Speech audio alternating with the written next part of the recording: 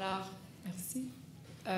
Tout d'abord, je vais dire bonjour à tous ceux qui se sont joints à nous pour l'heure du lunch, pour le dévoilement donc, de ces grands prix. Je tiens à vous remercier personnellement et au nom de toute l'association d'être avec nous. Il y a cette année, et ça fait tellement plaisir, la majorité des clients, des projets qui sont avec nous.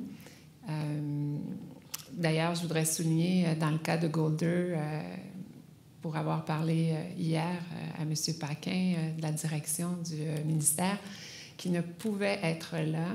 Ils vont être encore plus déçus parce qu'ils ne savaient pas qu'ils allaient gagner, mais qu'ils pouvaient être là parce que toute l'équipe était en réunion à Québec. Alors, je tenais à le souligner parce qu'ils auraient aimé y être de toute façon. Donc, à vous tout spécialement, chers clients de nos membres, je tiens à vous remercier.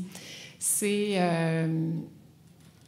évidemment dans les circonstances, alors que l'an dernier, il manquait beaucoup d'honneurs d'ouvrage, c'est particulièrement apprécié et particulièrement important pour tous ces ingénieurs, ces professionnels, les architectes. Il y a beaucoup d'architectes d'ailleurs que je salue aujourd'hui avec nous. Donc, pour tous ces professionnels qui sont attachés au projet, le lien avec le client, le lien de confiance et le fait que vous soyez là pour reconnaître le travail, c'est extraordinaire puisque nous, quand on a mis en place les Grands Prix il y a 7 ans, c'est ce qu'on voulait, entre autres, reconnaître l'importance de ce lien, de ce travail de concert entre l'ingénieur et le client et les autres professionnels, bien sûr, mais particulièrement l'ingénieur et le client, parce qu'on est convaincu que c'est la recette, la première recette pour un projet à succès. Alors que vous soyez là, c'est une grande fierté et vraiment, je vous fais tous mes remerciements personnels. Cette année, je m'excuse, j'ai pris plus de temps, Stéphane. Je vais tout défaire ton truc encore. Je suis désolée. Je suis bon pour le défaire moi-même tout seul. Pas de problème. Donc, ah oui, puis je veux aussi saluer, il y a des d'ex-présidents qui se sont joints à nous à l'heure du lunch. Puis là, pour ne pas en oublier, je n'en nommerai pas parce qu'on en a nommé ce matin, mais tous ceux qui se sont joints encore, merci d'être là. Je suis très touchée par cette délicatesse. Alors, cette année, 7 lauréats plus tard, je suis encore toujours très fière de cette initiative et des actions de la SCQ à l'égard de la relève. On revient à la relève, notamment avec la création de son Forum des jeunes professionnels. Le Forum des jeunes professionnels de la SCQ, dont la création me tenait tellement à cœur, organise depuis 2010 des activités de formation et de réseautage pour les 35 ans et moins et connaît un très grand succès. Il faut dire que la relève en génie conseil au Québec est extrêmement talentueuse et dynamique. Un des regrets après mon départ de la SCQ sera certainement de ne plus côtoyer ce groupe tellement stimulant et prometteur. Le monde est rempli de défis à la hauteur de leurs capacités et je souhaite très sincèrement qu'ils trouvent les moyens de les relever dans un contexte plus serein, bien sûr, au cours des prochaines années. Les jeunes doivent avoir confiance en eux et en leur capacité d'innover et de contribuer au renouveau de la réputation du génie québécois afin que toute la population réalise plus tôt que tard à quel point nous détenons au Québec un savoir-faire d'une valeur inestimable. Et pour ce qui est du savoir-être, les jeunes ont toute ma confiance, d'autant plus que les leçons du passé doivent servir à quelque chose après tout. Les jeunes en génie conseil ont déjà toutes les raisons de croire en leur talent, comme le démontrent de façon éloquente les 6 mises en nomination au Grand Prix cette année que vous venez de voir. Le Léonard relève du génie conseil qui reconnaît la contribution exceptionnelle d'un jeune ingénieur de moins de 5 ans d'expérience dans la réalisation d'un projet est toujours un prix un peu spécial. Les critères sont d'ailleurs différents de ceux dans les autres catégories. Pour identifier le lauréat, le jury évalue le niveau d'intervention, la contribution technique, le leadership et l'expertise.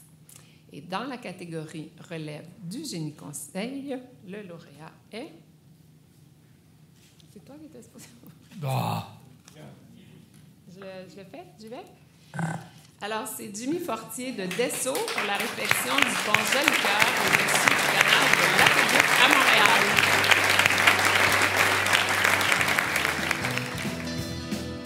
Jimmy? Oui. Présent? Oui. D'abord, c'est le fun de gagner, ça goûte bon. Oui. Micro ici. Oui. Oui. C'est un beau projet qui avait, je dirais, plusieurs défis, à commencer par le fait que, je le disais dans la description, c'est presque un objet d'art avec lequel vous composiez. C'est quoi la plus grande difficulté quand on s'attaque à une structure qu'on peut pas réinventer et qu'on veut juste ramener à sa pleine vie? C'est ça, le pont il avait déjà 75 ans. Un pont, lorsqu'on en conçoit un en 2014, on vit 75 ans. C'est ce qu'on souhaite d'ailleurs au-dessus du fleuve. Exactement. Donc, un ouvrage qui avait été conçu par Charles Desbaillets, qui était un ingénieur montréalais réputé de l'époque. Il y a une usine de production d'eau potable qui porte son nom. On essaie de faire une réflexion qui ne dénaturalise pas le pont. Donc, ce qu'on a fait, c'est qu'on s'est associé avec un architecte et on a essayé de faire attention justement à l'aspect esthétique du pont. Est-ce que ça compliquait le travail que de se soucier de cet aspect esthétique? Oui. Oui, il faut regarder tous les petits détails. Puis, évidemment, ce qu'on a fait aussi, c'est qu'on s'est dit on va essayer d'améliorer la fonctionnalité du pont. On a élargi les trottoirs en porte-à-faux. Évidemment, ça change un peu la structure, mais on a fait attention pour pas que ça change trop la structure, puis justement que ça demeure une apparence similaire à l'existant avant qu'on fasse les travaux. Bien, c'est absolument magnifique. Monsieur Legault de chez Dessau, qu'est-ce que ça signifie de faire de la place à son jeune talent ou ses jeunes talents dans l'équipe? Bien, dans le cas de Jimmy, c'était facile parce qu'il pousse. Bien, il s'impose. Il est très autonome, donc c'est facile de déléguer des responsabilités. Puis il a les connaissances aussi pour en prendre la responsabilité. Puis il est capable de poser les questions quand c'est le temps pour s'assurer là, que ça s'en va dans la bonne direction. Dans un cas comme celui-là, il est maître d'œuvre de son projet, mais est-ce qu'il est suivi à la loupe ou vous avez plutôt confiance puis vous donnez... Non, j'aime votre sourire. Non, mais c'est parce que vous avez dit suivi à la loupe. Suivi, oui, mais pas à la loupe, dans le sens qu'il faut laisser la place aux jeunes pour qu'ils puissent... J'apprécie la nuance. Oui. Je terminerai avec vous à la Ville de Montréal parce que moi, comme citoyen, je ne l'avais pas remarqué, mais je me dis, c'est chouette, on a fait quelque chose de bien et en plus, c'est beau. Est-ce qu'on se préoccuperait davantage ou se préoccuperont davantage de faire beau dans notre ville? Parce que solide, oui. Utile, oui. Beau, c'est pas désagréable non plus?